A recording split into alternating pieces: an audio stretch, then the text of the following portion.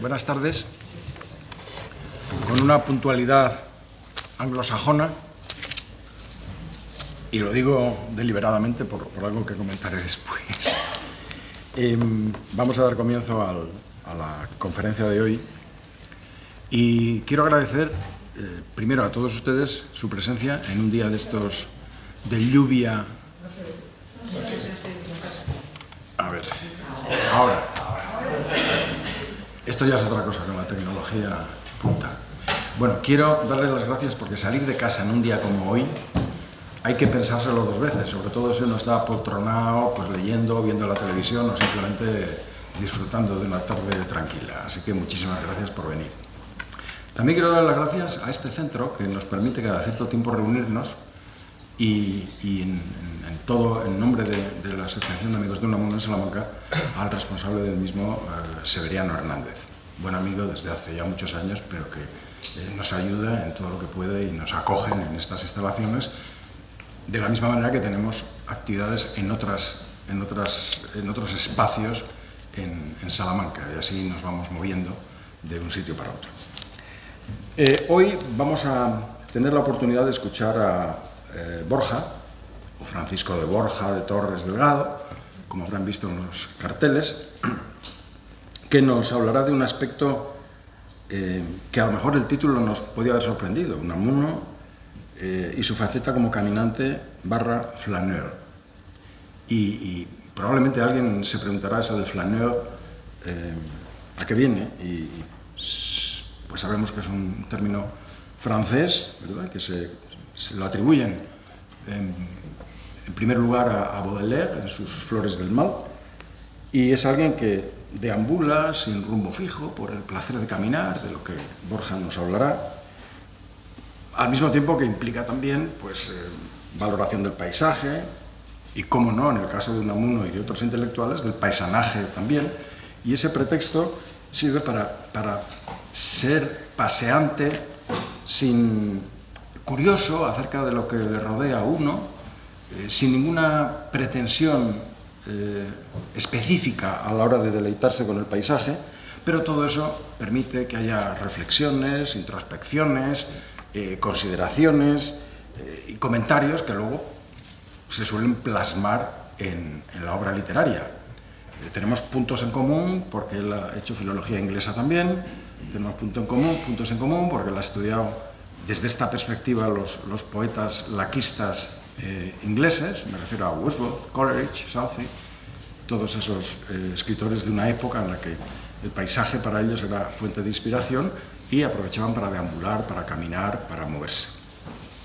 Y de todo eso nos va a hablar nuestro conferenciante de hoy, que nació en Córdoba, y podrán apreciarlo por su hermoso acento en cuanto se ponga a hablar, y que se licenció en esa universidad, en la de Córdoba, en Historia del Arte, que ha estado en Estados Unidos, donde tuvo amplia experiencia en centros educativos, y que después estudió magisterio en inglés, de ahí ese punto de contacto al que yo me refería al principio, y educación física también ya en la Universidad de Salamanca.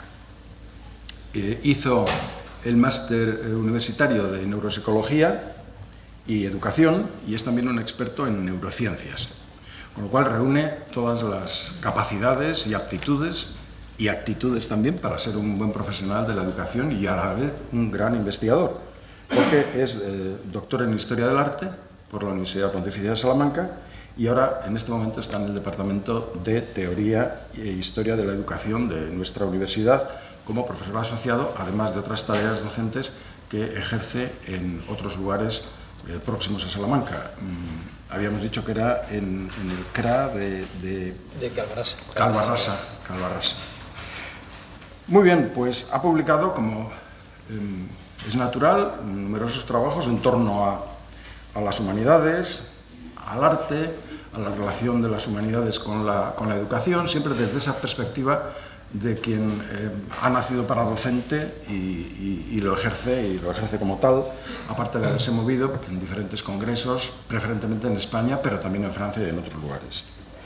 Así que que desde esa perspectiva, en sus trabajos de investigación, centrados en principio en la tesis doctoral, pues ha investigado, ha trabajado, ha estudiado a esos filósofos, escritores, que en el caminar, en el deambular, en el deleitarse con el paisaje, encuentran sus fuentes de inspiración y da pie a que los procesos creativos empiecen a funcionar con una mecánica específica en la que él se ha centrado y la que él ha abordado. Podríamos decir que es la relación del individuo con el entorno, y hoy va a acercarnos a ese aspecto, pero referido expresamente al caso de Unamuno. Y, por lo tanto, dejamos al margen todos esos otros personajes literarios de distintas literaturas europeas sobre los que él ha trabajado para centrarse en nuestro objeto de estudio por excelencia de esta asociación, que es el rector para siempre, el maestro Miguel de Unamuno. Así que, Borja, sin más preámbulos, te damos la palabra. Vale. ¿Se oye? No, ¿verdad? Acércate. Ahora sí. Tienes Vale. que acercarte mucho. Vale, muchas gracias, Norma, por la presentación. Muchas gracias a todos por venir, sobre todo hoy que con este tiempo he de agradecer que vengáis. Así que, bueno, pues empezamos la charla. La charla va a ser un poco como si caminásemos, es decir, no voy a llevar un rumbo muy marcado porque puede ser que me vaya por la rama, que a veces me suele pasar. El título de la presentación es Unamuno caminante flaner. Bueno, como veis, todo el mundo sabe la fecha de nacimiento, 1864, fallece en 1936. Aquí lo que uno ve de primeras es que él está en el cambio de siglo. Es decir, esto es importante. No solo en él, sino digamos, en el contexto en el que él vive. Es decir, los cambios de siglo suelen traer cambios de pensamiento marcados quizás por un carácter trascendental, existencialista, es decir, entonces, bueno, ya hablaremos de eso, ¿no? Pues Unamuno, todos ya sabemos que tiene una amplísima obra literaria tocando todos los géneros del campo de las letras, entonces yo en esto no voy a entrar. Voy a entrar sobre todo y específicamente en su pasión por caminar, es decir, esto es un hábito que él tiene que se convierte con el tiempo en una necesidad creativa. Es decir, ya no es una práctica que ocupe el tiempo libre exclusivamente, sino que, como al resto de artistas y figuras de primer orden que yo he podido analizar en mi tesis doctoral, pues todos coinciden en que es un hábito, pero es una necesidad vital y creativa. Entonces, es una práctica estética, una forma de relacionarse con el entorno que, por su potencial, se convierte en un método sistemático creativo. La faceta de caminante de Unamuno, él mismo muchas veces se autocalifica, como ya veremos, flaner. El flaner, fundamentalmente, más adelante os comentaré, es un perfil que se sitúa en el espacio urbano. Entonces aquí vamos a ver un Unamuno que se lanza a la naturaleza, es decir, como si con ecos de romanticismo, pero también le gusta desde jovencito pasear por las ciudades como si fuese un flaner, término que él utiliza para calificarse, ¿no? En ciudad, campos, paisajes y recuerdos, él mismo, pues como podéis leer, plantea la necesidad de salir y bueno, como él dice, ¿no? Y almacenar en imagín, ¿no? Que es una forma popular de decir imaginatio, ¿no? Imaginación, el ingenio, ¿no? Entonces él, al caminar es consciente que se carga de todas las impresiones sensoriales que él puede hacer corporalmente, es decir, el andar hace una lectura corporal del entorno, entonces esa carga de impresiones que recibe, evidentemente, pues produce un enaltecimiento de la creatividad, entonces a esto se refiere, ¿no? Unamuno es una figura más de primer orden de continental, es decir, en Europa, que vio caminar no solo como una práctica estética, sino como un método creativo, pero no solo él, ¿no? Sino para que más o menos ubiquemos el contexto y veamos de qué hablamos, es decir, estamos hablando desde Chadwick, que es en Inglaterra, Gustave Doré, estamos hablando de Balzac, estamos hablando de Flaubert, estamos hablando de Stendhal, estamos hablando en Alemania de Heine, de Goethe, de Nietzsche, de Kant, o sea, es cuando uno destapa, se da cuenta de que prácticamente todos los grandes genios han sido caminantes, por necesidad vital y creativa. Unamuno fue uno más. Cuando empiezo me gusta definir, ¿no?, para que nos podamos entender bien los conceptos, dos conceptos clave, ¿no? ¿Qué es esto de estética, ¿no? Porque mucha gente cree que, bueno, es decir, que no termina de situar esto de una práctica estética, que quiere decir, suena un poco abstracto, ¿no? Es decir, la estética se encarga de una disciplina filosófica y se encarga fundamentalmente de analizar cómo percibimos nosotros todo el mundo de lo sensorial, es decir, el mundo sensible. Entonces, pues caminar es una práctica estética, es una práctica que nos permite explorar el entorno. Baumgarten fue uno de los, digamos, el iniciador a mediados del siglo XVIII, y él la definía como el conocimiento de lo sensible, ¿no?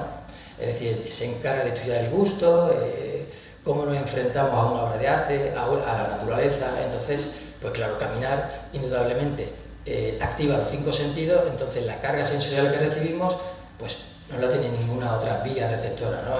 Entonces, pues claro, pues indudablemente pues tiene unas implicaciones pues notorias, ¿no?, en el tema de la creatividad, ¿no? Es decir, Unamuno tiene también tiene unas aportaciones concretas en el campo de la estética, ¿no? Es decir, él va más allá, ¿no? Es decir, la estética para él trasciende y tiene que aportar una dimensión ética.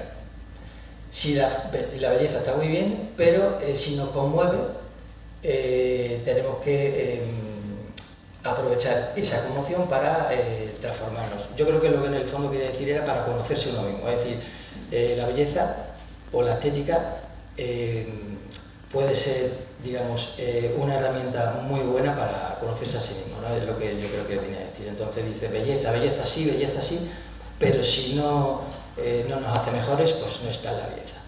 Yo creo que estaba un poco en contra del esteticismo, el decadentismo que había en el siglo XIX, en el cambio del siglo, pues entonces había ahí unas corrientes que dentro del vacío existencial que había, pues recurrieron a la apariencia, a lo superficial. Entonces los esteticistas buscaban el arte por el arte y Unamuno pues buscaba algo más, es decir, tenía unas implicaciones éticas. Cuando hablamos de medio o método creativo, neuropsicológicamente tiene una explicación que los artistas, con unas palabras amables, pues describieron mucho antes, ¿no? Es decir, la creatividad pues no deja de ser, es un flujo de lo que se llama DAS, que es dopamina, adrenalina y serotonina. Entonces esto explica neurocientíficamente en qué consiste la creatividad. Pero Rousseau, entre otros, que fue uno de los grandes iniciadores, cuando uno lo lee se da cuenta de que de lo que está hablando es de esto mismo, pero dicho de otra manera. Es decir, más agradable, más amable, ¿no?, más accesible. Entonces, al caminar uno lo que se produce es el entresijo, el engranaje de 3 elementos. Es decir, por un lado está el recuerdo. Entonces, cuando caminamos nunca perdemos de vista lo que hemos vivido. Es decir, nos puede llevar a la infancia, en algunos casos, pues un olor, una impresión sensorial puede despertar toda una trama narrativa, ¿no? Es decir, un olor a eneldo, un olor a pino, un olor a tierra mojada, pues todo eso puede tener una recurrencia, o sea, es un recurso tremendo, ¿no? Es decir, cualquier sugerencia al caminar, pues eso despierta todo un mundo, ¿no? Si eres artista, pues eso lo aprovecha. Por un lado, entonces tenemos el recuerdo. Unamuno decía, por ejemplo, aquellos paisajes que fueron la primera leche de nuestra alma, tuétano de los huesos del alma misma, ¿no? Él era consciente de que cuando era jovencito, cuando se lanzaba a las montañas cerca de Bilbao, eso le dejaba un pozo que siempre le iba a acompañar, igual que Salamanca. Después, por otro lado, tenemos la experiencia estética, es decir, cuando uno camina no pierde de vista que el 70% de las impresiones vienen de la vista. Es decir, entonces, en el caso de los artistas, esto se transforma digamos, se materializa puede ser en un poema, puede ser en una pintura o puede ser en una descripción. Pero siempre viene acompañada de una pincelada sensorial, una pincelada emocional, es decir, de sentimiento. Es decir, cuando uno describe, sabe describir, muy bien describe, pero siempre acompaña de sentimiento. Es decir, pues por ejemplo, calma sedante de la reposada campiña, ¿no? Es decir, voy a combinar sosegado o un momento de angustia con descripción pues del paisaje, ¿no? Es decir, esto era, pues, por ejemplo, James Thomson, ¿no? Un poeta inglés que fue uno de los grandes iniciadores, pues las estaciones, que era uno de sus poemas, pues fue uno de los primeros que combinaba la descripción de las estaciones del año con el estado de ánimo. Bueno, pues la experiencia estética viene un poco en esa línea, ¿no? Es decir, su objetivo, el objetivo de un artista, lo decía muy bien Azorín, no era describir, sino ilustrar el ánimo que sugiere un paisaje, ¿no? Después está el diálogo interior. Es decir, aquí ya nos metemos en un campo en el que ya se juega con la angustia personal, con los demonios, con el diálogo interior, es decir, y aquí es donde ocupa lugar el género de la confesión. Claro, si lo vas a publicar, pues la confesión evidentemente va a estar un poco, la va a limpiar, ¿no? Pero si la confesión o el diálogo interior pues es íntimo y no tiene objeto de publicarse, pues se van a encontrar cosas que va a ser, pues posiblemente sea el infierno interior del artista, ¿no? Entonces, estos tres elementos son lo que digamos hace que caminar sea un potencial creativo, ¿no? Esto no es una ocurrencia mía, ¿no? Esto, por ejemplo, pues ahora vamos a ver por qué.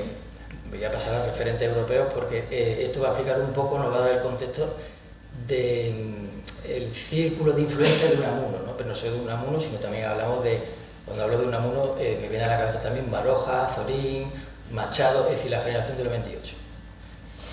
Referentes, pues uno que ha sido referente prácticamente en toda la disciplina desde política, filosofía y el género de las confesiones, uno de los que inició fue él, pues está Rousseau.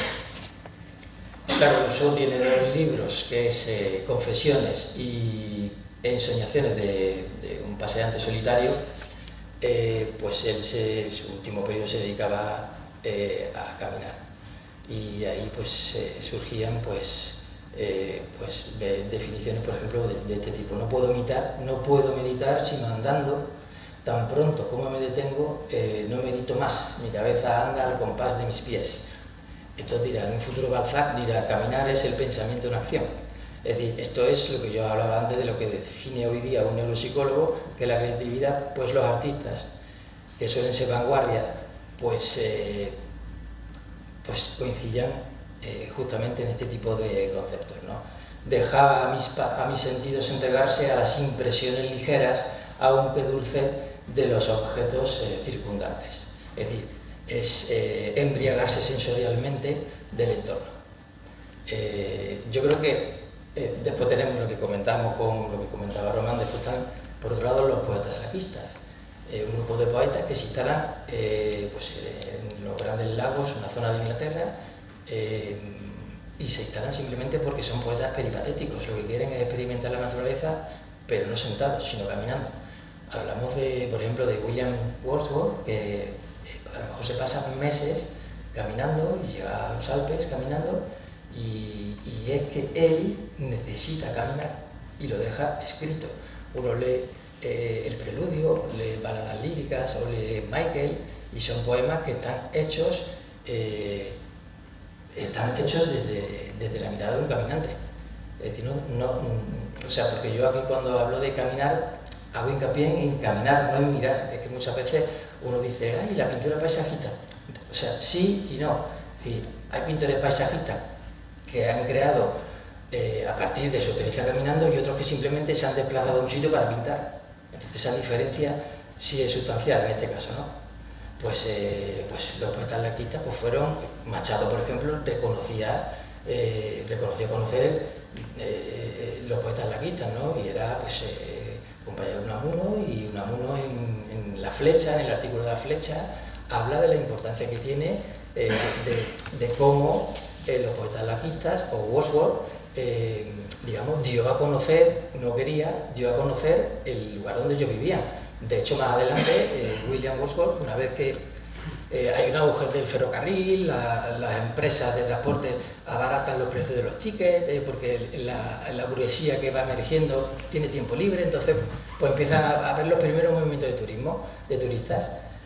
Pues empiezan a llegar hordas de turistas a donde vive William Wordsworth, y escribe un artículo a Mornington Post diciendo esto ha cambiado, es decir, esto está llegando hordas de turistas, esto no era la idea.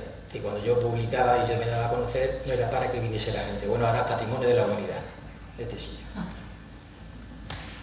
Tenemos a Schopenhauer, que en este sentido Schopenhauer, yo no conozco que él haya sido un caminante, pero lo que sí es interesante es que él, en el campo de la estética, define la experiencia estética y añade, digamos, la contemplación estética desinteresada. Esto es fundamental para una persona que quiere definir bien lo que es caminar. Para caminar tiene que ser una persona, una mirada desinteresada. Entonces él libera la experiencia estética, la libera de, digamos, de un interés utilitario, pragmático, que era lo que había en esa época. Es decir, había una corriente de utilitarismo en el que, pues con el capitalismo emergente, pues todo tenía que ser útil. Hoy venimos de... O sea, digamos que hoy la explicación de cómo nos encontramos hoy día, que el tiempo tiene que ser útil y productivo, pues ya venía de entonces, ¿no? Pues el acierto de él fue que hablaba de esto, ¿no? De una contemplación estética desinteresada, con lo cual permite al alma excitarse libremente al deambular. Esto es, pues, esto es clave lo que acabo de decir, ¿no? Después tenemos a Kierkegaard, que también influyó mucho en Unamuno, y en una carta a su sobrina, en 1847, dice: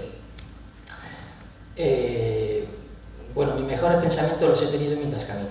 También hay que situar a Kierkegaard, que era un existencialista, era una persona angustiada, es decir, era un neurótico y depresivo, ¿no? Entonces él necesitaba caminar. Y claro, y él lo plasmaba, pero como otros muchos. Tenemos a Robert Walser, pues bueno, yo creo que casi todos los artistas que yo he tocado, casi todos, entre que fumaban opio y eran neuróticos, pues claro, caminar le venía muy bien, ¿no? Mis mejores pensamientos los he tenido mientras camino, y no conozco ningún pensamiento tan gravoso que no pueda dejar atrás después de una hora de paseo, que hoy día los médicos recetan una hora de paseo. Bueno, por no seguir, dice: y el andar prolongado conduce a un estado de calma y reconciliación interior. Los pensamientos fluyen con el paso y el alma se aclara como el aire de la mañana. Es lo que decía Rousseau. Y dice a su sobrina: no pienses que meditar, al final, bueno, consiste en permanecer sentada. Pues esto mismo dirá Nietzsche, que Nietzsche era conocido por la idea de sobrehombre, superhombre, pero básicamente él lo que quería y lo que hacía era caminar, muchas veces de 5 a 6 horas al día. De hecho, ese homo, igual que el de superhombre, le surgió después de un paseo, pues, le surgió la idea del sobrehombre, como otras muchas cosas, ¿no?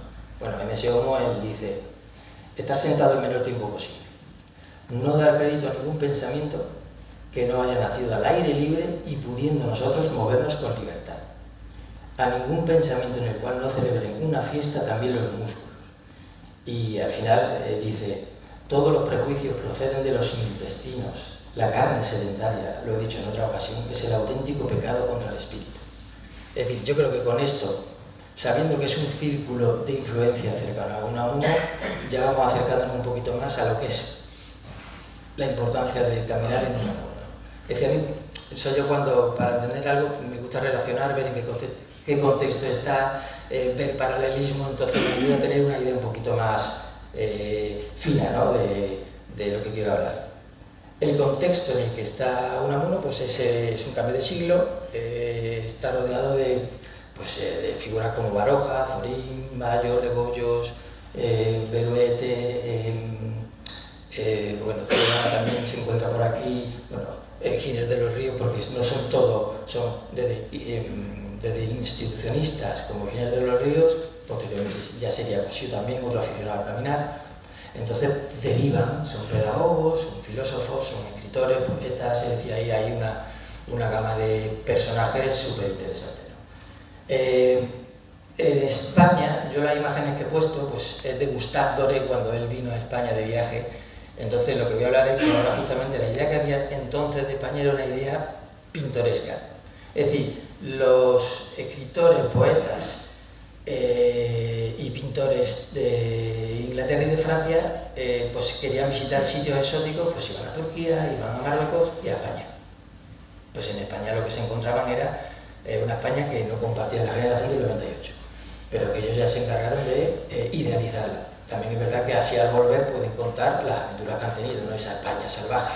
Entonces ellos dicen que esto es una España exótica, aquí se combina el salvajismo con la tradición popular y aquí nos encontramos con esa seducción, ese mundo árabe que es tan seductor, ¿no?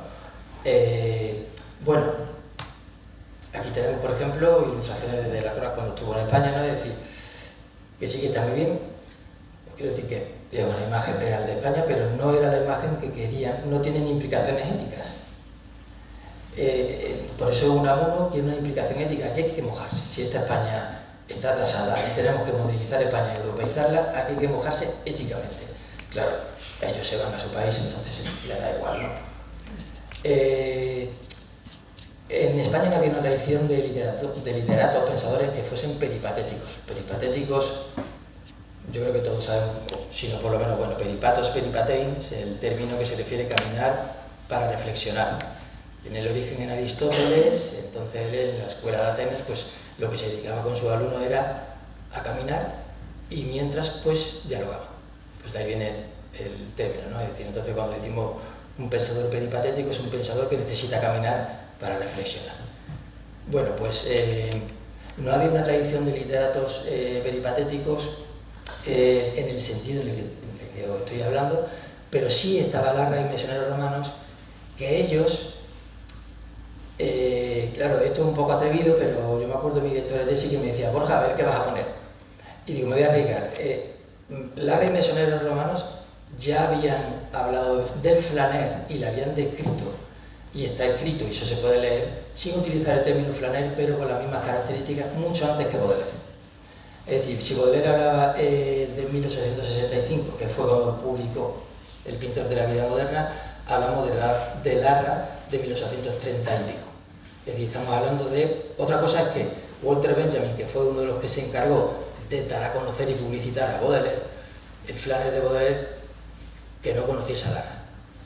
Pero bueno, lo que os quiero decir, Larra y Mesonero son referentes de cómo caminar se convierte sistemáticamente en un método para no conocer sensorialmente la ciudad, sino para explorarla, digamos, desde un punto de vista crítico-social. Entonces, bueno, también, aparte de esto, pues, esto influye en Unamuno y en la generación del 28, esta forma digamos, de deambular por la ciudad, de Madrid en concreto, porque Larra fue un referente clave en la generación del 98. Hay un artículo en el que habla de cómo la generación del 98 un día peregrinas al cementerio a leer unos poemas dedicados a Larra, ¿no? Es decir, Larra era una persona, pues, era una persona educada, se había educado también en Francia, una persona implicada éticamente, estaba comprometida y preocupada por cómo estaba España. Entonces su forma digamos, de involucrarse éticamente, pues fue, por ejemplo, aquí lo que tenemos es la figura de El Fígaro, el castellano viejo y el curioso parlante. Son figuraciones del yo. Es decir, Larra no habla como en primera persona, crea el Fígaro, que viene de la boda de Fígaro de Mozart, entonces crea el Fígaro, y lo que es, lo lanza a las calles a ver qué se encuentra. Entonces se puede permitir el lujo de describir lo que le dé la gana porque no es él, es el Fígaro, que es un rebelde, simpático, trasnochado. Entonces lo que él hace es recurrir a estrategias que son propias del flaner. Él está en un rincón rezagado para que no lo vean, así puede escuchar una conversación y la escribe en un artículo. Pues van dos parejas, dos amigos caminando y van hablando de la política. Pues él lo hace como si él lo hubiese escuchado de refilón. Pues eso es clave en la figura del flaner. O por cómo se viste, ¿no? Es decir, se viste con un gabán, con un sombrero, para pasar desapercibido. Es decir, una de las figuras clave, una de las características clave del flaner es pasar desapercibido. Porque así él puede cotillear y observar. Entonces, estas figuras le permiten construir toda una narrativa en un género que puede llamarse artículo periodístico, pero en realidad tiene un componente narrativa. Era muy parecido a la literatura panorámica que había en el resto de Europa, ¿no? En Europa, en Francia. Y después está la generación del 98. La generación del 98, pues uno más, pues un amor. Entonces, ¿qué nos encontramos? Que es un cambio de siglo. Los cambios de siglo suelen llevar, no es un patrón digamos, que se dé, pero es algo general, que suele encajar. Los cambios de generación del 17 al 18, pues bueno, tenemos del 18 al 19 el romanticismo, los románticos, pues no dejaban de ser hijos rebeldes de la Ilustración, cuando vieron en qué consistía la razón, y que la razón al final lo que se convertía era tengo razón y me dedico a cortar cabezas, o la Revolución Francesa, que habían depositado grandes expectativas y después se convirtió en lo que se convirtió, o esos valores de la burguesía que después pues, no fueron lo que fueron, o la ciencia, etc. ¿no? Había unas características, había unos valores que al final pues ellos vieron que no eran, entonces no eran con lo que ellos querían comulgar. Entonces un grupo de alemanes, pues ese cambio de siglo supuso que mirasen hacia adentro, es decir, se convirtió en una visión introspectiva. Siglo XIX, siglo XX, siglo XXI, pues hoy día pues, tenemos casos parecidos, ¿no? Es decir, entonces, bueno, situándonos pues, del 19 al 20, pues nos encontramos en que hay un sentimiento pan-europeo en el que, pues como decía Nietzsche, Dios ha roto, es decir, los valores tradicionales, la fe, la religión ya no dan respuestas. El capitalismo no ha llegado a todos como quería. Los valores tradicionales tampoco dan respuesta. Entonces hay una cierta incertidumbre, hay una palabra que es común entre los intelectuales que es hastío, tedio y hastío, combinado con aburrimiento. Entonces surgen corrientes como el esteticismo o el decadentismo. Pero en España este grupo de figuras se comprometen, ven que en Europa, a pesar de los pesares, evoluciona, es decir, que se está modernizando. Y en España lo que se ve es que hay un cambio político constante, que hay no sé cuántas guerras carlistas, que es que 70% de la población rural es analfabeta, el 40% de la población de la ciudad es analfabeta y el resto, bueno, es decir, que las cosas no cambian. Entonces, claro, a ellos no les queda otra que comprometerse. Entonces se comprometen éticamente. Y entonces, pues, digamos que aquí lo que hacen es, miran hacia adentro. Tienen una mirada, como con ecos de romanticismo, una mirada introspectiva, ¿no? Y no solo miran hacia adentro, miran hacia el país en el que están. Es decir, se preocupan por el país en el que están. Entonces, es el paisaje donde ellos van a depositar todas sus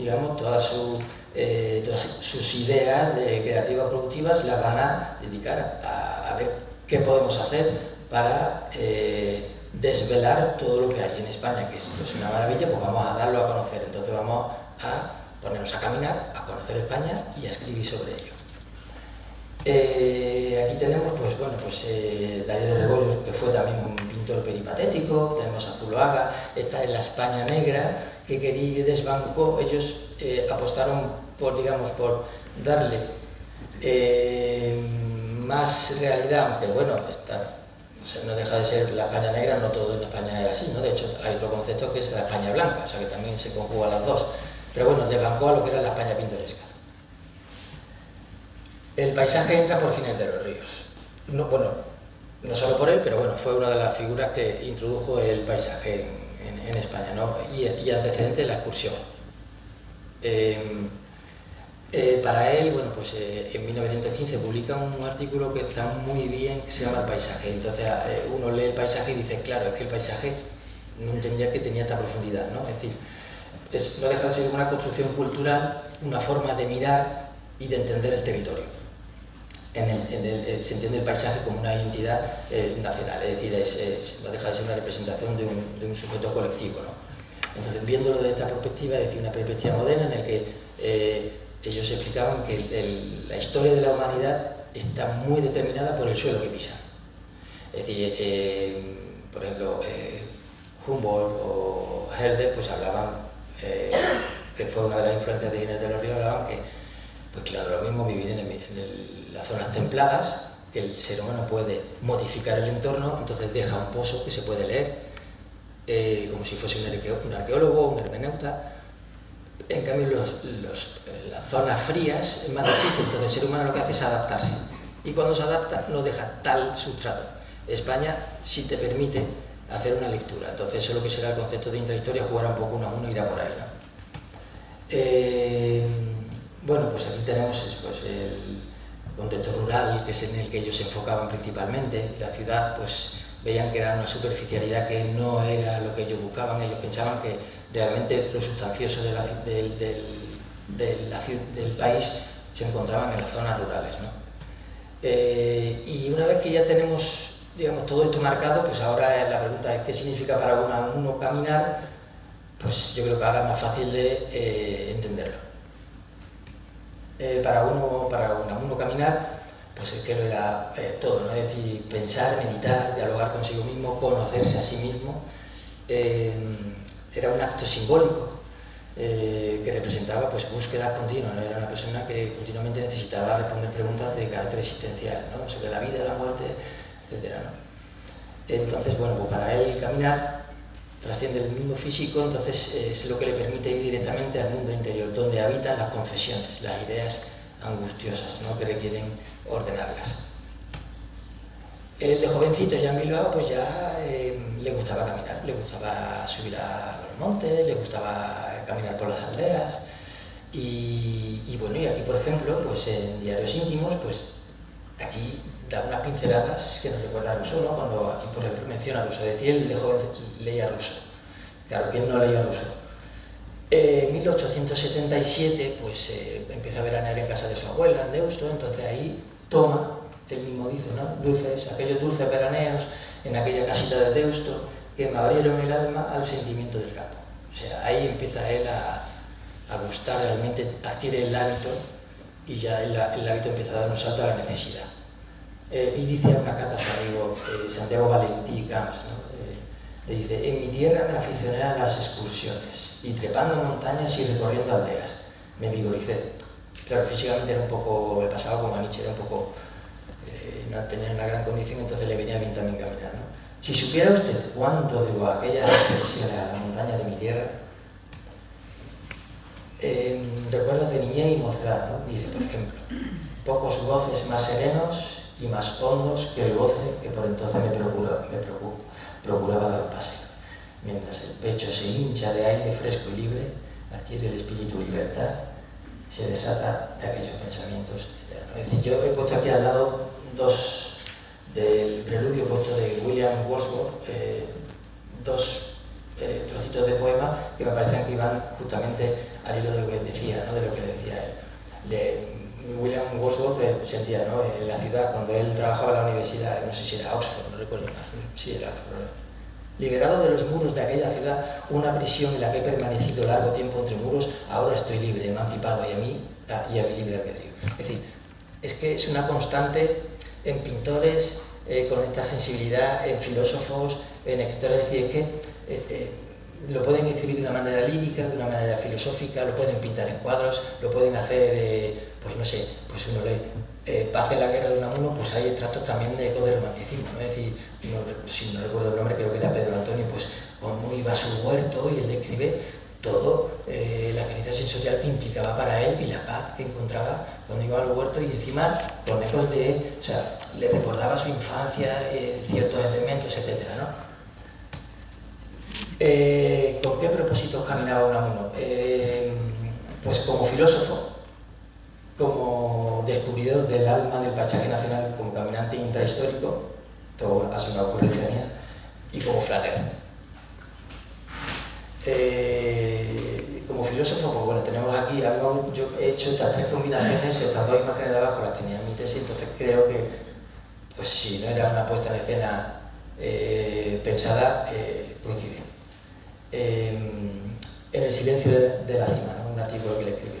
Pues allí a solas con la montaña volvía mi vista espiritual de las cumbres, de aquella a las cumbres de mi alma, es decir, pues digamos que es, pues tras subir a la cumbre, pues esa experiencia trascendental de carácter filosófico, ¿no? Abajo lo que tenemos son de Friedrich, el caminante entre las nubes, y abajo es un grabado que si se ampliase hay una figura que es exactamente un filósofo observando los Alpes, ¿no?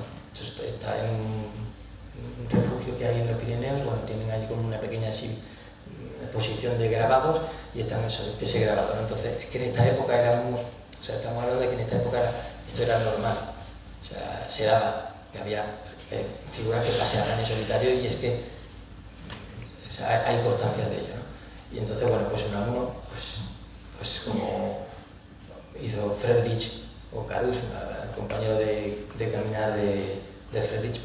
igual, ¿no? Después está él, se considera también como viajero peregrino, ¿no? Es decir, en Guardo dice, por ejemplo, yo no sé si será que en mí, como en casi todos los hombres, duerme el nómada, el peregrino, andariego y errante, y despierta de cuando en cuando ver pueblos, ¿no? Es decir, pues es eso, ¿no? Es decir, se considera filósofo, caminante, peregrino, y en una de sus visitas a Yuste, pues aquí hace una descripción que a mí me ha parecido muy interesante, ¿no? Porque aquí compara la importancia del caminar con lo que era la figura del romero, el peregrino medieval, ¿no? A uno no le gustaba nada al turista, al perfil del turista no le gustaba nada, y lo ha dejado escrito, ¿no? Es decir, el turista no, cuerpos como los que he dicho, ¿no? De los poetas de la pista. Bueno, pues él dice, pues el romero peregrino medieval conocía mucho mejor el país porque viajaba más que un turista moderno. Hoy el camino es un puro medio y se va a devorarlo, suprimirlo lo posible, atento al fin del viaje. Bueno, esto es muy actual, ¿no? Es decir, hoy día se consume el viaje para llegar al destino, ¿no? Ellos no, ellos pues digamos que el que tenía pasión por caminar, el destino está bien, pero lo importante era caminar. Aquí, por ejemplo, he hecho este juego de imágenes porque abajo, no sé si podéis leer esto, lo que leéis ahí, lo escribió un compañero de viaje de Caspar Friedrich, el pintor del Caminante entre las nubes. Era un médico que quería haber sido pintor, pero no pudo, pero bueno, se dedicaba a viajar, a andar con él. Iban a la isla de Rügen caminando, que es donde pintaba casi siempre Friedrich, pero es que iban caminando hacia allí. Entonces él dice, cuando veía hordas de turismo, también como Unamuno, por eso es que todos coinciden. Entonces yo creo que visualiza, ilustra mucho mejor, ¿no? Cuando vemos ejemplos que son muy parecidos. Dice, todo esto era el preludio, al ver tanta gente que iba a la isla de Rügen, dice, la apertura apropiada del viaje a Rügen, a donde tantas gentes en nuestros días se ven transportadas de golpe por el ferrocarril o el barco de vapor sin haber tenido acceso, por tanto, a una comprensión real de todo lo que allí se encuentra. Y dice, nosotros en cambio pudimos beber pequeños sorbos esa copa de romanticismo. Es decir, están los turistas y estamos nosotros que caminamos, es lo que viene a decir, ¿no?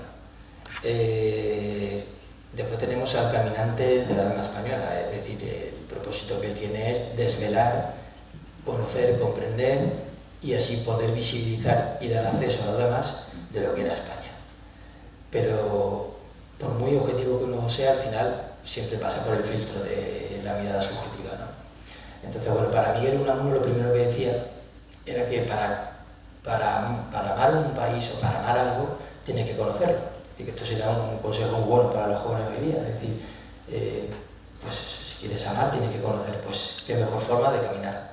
Pues estas excursiones, decía, no son solo un consuelo, un descanso y una enseñanza, son además, y acaso sobre todo, uno de los mejores medios de cobrar amor y apego a la patria. Es decir, en torno al casticismo, por ejemplo, dice, España está por descubrir y solo la descubrirán españoles europeizados. Se ignora el paisaje y el paisanaje y la vida toda de nuestro pueblo. Claro, uno ve las ciudades y dice, claro, allí va uno y es donde se cuece, digamos, no solo la diversión, sino, pues, digamos, lo que se está dando con desarrollo del capitalismo, pues se vuelca a las grandes ciudades, entonces se abandonan las zonas rurales y en esta zona, en esta época más, ¿no? Pero es que ellos ven que en las zonas rurales es donde realmente se ve más directamente y con mayor claridad lo sustancioso de la nación, del país, ¿no? Del lugar, de la localidad que quieran conocer, ¿no? Tenemos, pues, paisajes del alma, por tierras de España y Portugal, andanzas y visiones españolas son sobre todo las que yo en la tesis, las que he manejado sobre todo. Entonces, bueno, pues habla del núcleo castizo, ¿no? Y habla del carácter del pueblo rural. Entonces, en las zonas rurales es donde más directamente se puede ver el impacto que tiene el suelo sobre el carácter de la gente que lo hace. Entonces, claro, eso está muy bien, porque claro, uno va a una zona rural y directamente ve, pues, cómo está influido el clima, el suelo, en la condición del colectivo que vive allí. Las costumbres, el arte. Ginés de los Ríos decía que la estética, el arte, la forma de entender todo estaba en parte determinado por la geografía física en la que vivían. Pues entonces hay que ir allí caminando, o sea, hay que explorarlo, ¿no? Es decir, y Ginés de los Ríos añade un elemento al paisaje que es, le llama la costra sólida, es decir, el suelo. Hay que caminar, hay que sentir en la planta de los pies, pues si es caliza, si es arena, si es, es decir, la orografía, ¿no? Es decir, entonces eso forma parte también de otro aspecto sensorial al caminar, ¿no? Bueno, pues aquí tenemos cuando estaba en Fuerteventura, es decir, bueno, pues, le gustaba lo que decimos, no irse a la ciudad y bueno, quiero divertirme para olvidarme y descansar un poco y desconectar, como dice, no, quiero salir a divertirme para desconectar. Bueno, pues desconectar de otra manera. Pues le gustaba involucrarse cuando iba a una aldea, pues involucrarse pues, bueno, con la gente de allí, conocer, ver, preguntar. Y aquí tenemos, pues también no es todo era la España negra, también estaba la España blanca, con color. Bueno, pues tenemos aquí pinturas pues, también de Alonso Berruete, de Rebollos. Entonces, bueno, pues también los pintores que acompañaban a Unamuno en esta idea de descubrir España, pues también contribuyeron, eran pintores peripatéticos, ¿no? Es decir, Rebollos va con un poeta y tiene el libro España Negra, entonces pues él describe momentos en el que cuando entra a un pueblo al atardecer, esas casonas de caídas abandonadas, es decir, bueno, pues intenta captar esa sensación, ¿no? Es decir, España no está abandonada hoy día, está abandonada entonces también. En Unamuno también o sea, no solo descubrir paisajes, también es descansar. Entonces aquí, por ejemplo, esto para los que vivimos en Salamanca, pues es una maravilla, ¿no? En Ciudad y Campo dice, pues yo prácticamente todas las tardes salgo a pasear la carretera de Zamora adelante, y aquí describe lo que significa creativamente, ¿no? Para él. Aquí describe, de hecho, el proceso creativo, ¿no? Es decir, camino, desconecto, descanso, se me cansan las piernas seguramente, pero descansa y se refresca mi sistema nervioso, es decir, desconecto, pero también me abro a la contemplación, a lo que surja, y me dejo llevar. Entonces, bueno, pues habla ahí mi vista, reposa la contemplación, ya de la lejana, y ahora nevada sierra, que parece un esmalte del cielo, etc., ¿no? Entonces dice, y luego, cuando llego a casa, me siento a trabajar.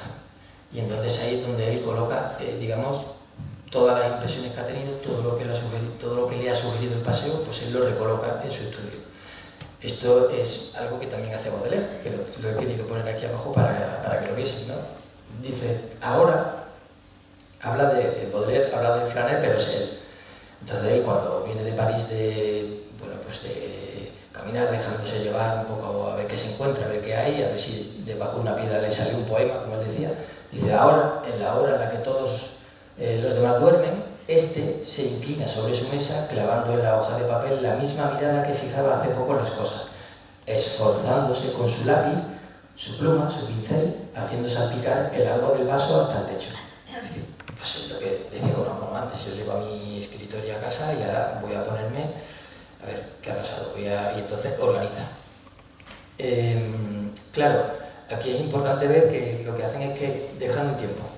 Unamuno en su proceso creativo quiere que lo que ha vivido tenga un tiempo de reposo y se convierta en recuerdo. Entonces, con el recuerdo, él también lo que construye no es un paisaje, porque no quiere imitar, igual que Baudelaire también.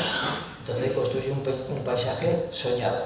Es decir, él, digamos que doblega, estrangula la imitación a través de la creatividad propia, ¿no? Entonces él también, como cualquier artista, pues no quiere imitar, lo que quiere hacer es crear algo, ¿no? Entonces lo que él viene a través de este proceso creativo en el que se imprime el recuerdo, pues al final el resultado es un paisaje soñado que él llama, ¿no? Y después aquí tenemos un aspecto que también que esto pues, Ortega y Gasset lo decía de Baroja y de Azorín, es decir, pacto con la erudición, es decir, no se trata de caminar, ellos antes de caminar se ilustran, se forman, leen, estudian. Entonces, cuando van a un sitio, saben en ese sitio qué ha pasado, cuáles han sido los acontecimientos, cuáles han sido los héroes, las figuras, personajes, cultura, tradiciones, todo, ¿no? Es decir, eso intentan. Entonces, por eso el concepto de prehistoria tiene sentido, porque lo que hace es desvelar desde el conocimiento desde una mirada fundamentada, pues el carácter del colectivo que allí habita, que ha habitado y que ha heredado generación tras generación. Por ejemplo, aquí tenemos por las tierras del Cid, pues lo que hace es que se va pues, a esta zona, ¿no? Acienza, Berlanga, Burgo de Osma, se ha empapado de todo lo que tiene que ver con el Cid y su contexto, entonces va allí. Eso lo hacía Baroja, lo hacía Zorín con el Quijote, lo hacía Baroja con Aviraneta. Se informaban, veían, entonces cuando iban allí, ellos no querían ser como si fuesen ese personaje, ellos querían ver de qué manera esa geografía física imprimió en el carácter de estas figuras algo que marcó el destino de los acontecimientos en ese momento. Explora en persona los paisajes, al final, que desempeñaron un papel fundamental en la historia de Castilla, lo que viene a ser un lugar vivido. Yo en mi tesis lo que hago es que esto es una herramienta hermenéutica, es decir, para él desvelar como caminante intrahistórico se entiende que caminar es un método creativo, pero es que es una herramienta hermenéutica, es decir, pone en contacto el pasado vivido en ese sitio, en ese suelo, con el presente. Entonces eso es, Yagada me lo define, ¿no? Es decir, no solo se habla de textos antiguos, también puede ser todo lo que tenga que ver con la comprensión del ser humano, es decir, entonces pues esto significa que también es un poco más profundo lo que parece, no es tan superficial el caminar como parece, ¿no? Es decir, que muchas veces tiene mayor trascendencia. Pues 5 minutos. Vale, pues entonces, bueno, pues esta son la lista de artículos que están relacionados con esto. El flaner, pues es esa figura que deambula por la calle dejándose llevar en la ciudad, en el espacio urbano, a ver qué, pues, bueno, pues a ver qué se encuentra. Entonces, todo eso sugiere que si es pintor como Manet, Degas, Caillebotte, eran pintores flaners, que está estudiado, yo lo he recogido en mi tesis, pero no me lo he inventado yo, sino lo he recogido de estudios de figuras de universidades que, bueno, que así se ha considerado, ¿no? Entonces, bueno, pues flaner tenemos pues Unamuno. Unamuno dice cuando va a Braga y luego a callejear, a flanear, como decimos con un galicismo que expresa algo muy castizo español. Qué encanto de recorrer a la aventura calles por una ciudad que no se conoce, perderse y volver al mismo sitio, etc., ¿no? Es decir, es que él utiliza flanear, es decir, conoce lo que es la figura de flaner. Aquí he hecho yo un juego de pinturas. Esto es Caillebotte, que está considerado un pintor flaner, y el Unamuno. De nuevo encuentro paralelismos, es decir, no tiene por qué ser una puesta en escena, pero coincide. Es decir, el flaner al caminar también sube arriba y cotillea, es decir, el flaner también camina pero cotillea de los balcones, es decir, desde el palco, desde los balcones, de una esquina. Esto es lo que trata de mostrar el pintor Caillebotte y, pues bueno, ha coincidido esta fotografía de Unamuno arriba con su mujer caminando y abajo, pues paralelismos que he encontrado, ¿no? En Madrid, todos estos artículos se pueden encontrar la mirada peripatética de flaner en la ciudad de Unamuno, ¿no? De todo esto, pues, ¿qué se puede extraer al final, ¿no? Es decir, porque yo entiendo que el arte pues, puede entretener, pero siempre, ¿qué se puede extraer que nos pueda servir para el día a día, ¿no? Pues bueno, yo al final veo que actualmente pues todo es un producto comercial y caminar se ha convertido en un producto comercial. Pues bueno, las excursiones de sábado domingo, grupo de 10, abrazar árboles, dar paseos por el campo y comer verduras, por ejemplo, pues eso es parte de un producto. Otro, pues aquí tenemos el camión del Cid, es otro producto. Arriba a la izquierda, Julio, visitas, otro producto. Los poetas de la Guita donde vivían, patrimonio de la humanidad, también. Cézanne, pintaba, y el otro caminante, donde él pintaba, que era en la Provenza, si no recuerdo mal, en el monte de San Victoria. Eso hoy día son rutas también marcadas para el turista. Pues yo creo que al final, con Unamuno y todo el círculo de figuras que hemos hablado, pues bueno, esto es una especie de canto a la vida, ¿no? Es decir, caminar se presenta como un acto de resistencia ante la prisa y de conexión continua que hay en la era digital. Supone recuperar la lentitud del paso y la atención plena para reencontrarse con el entorno y con uno mismo. Y siguiendo a Unamuno, pues caminar trasciende el movimiento físico y se convierte en una experiencia vital que estimula la reflexión y el sentimiento de existir. Es decir, al final es una invitación a vivir con mayor consciencia y profundidad. Y porque si hubiésemos hablado del Quijote, pues bueno, pues fijaros, ¿no? Pero pues ahí tenéis una perla del Quijote. El que lee mucho y anda mucho, ve mucho y sabe mucho. Muy bien.